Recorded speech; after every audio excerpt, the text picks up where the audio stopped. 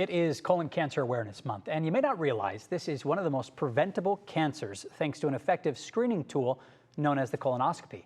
But a lot of people hesitate because of the laxative prep that you must do the night before.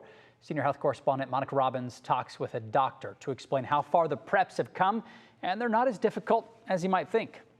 Polyethylene glycol, it is safe for everybody, usually very cheap if you have to pay for it, covered by insurance. And you need to drink all preparations in 2 doses.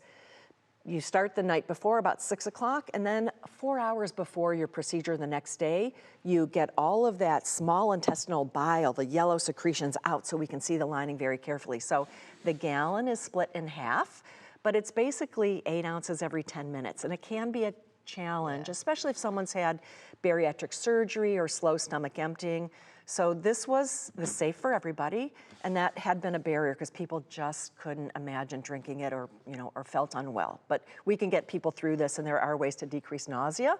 And then what we've come to is lower volume preparation. So 2 bottles of flavored solution. So 2 bottles of this, and it's not just the laxative that's mixed with water that needs to be ingested, but it's all the additional fluid. So the more you can drink in addition to the 2 bottles of this, or now we even have this other one that's less than a can of soda. So 2 of these, cranberry flavored. So the volume is being driven down, the flavor has gotten better, and then lots of clear liquids.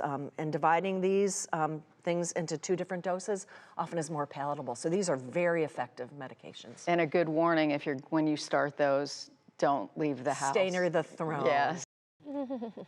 That interview is part of the next Prescription for Life episode. You can watch on WKYC Plus this Wednesday. Everything you need to know about colorectal cancer.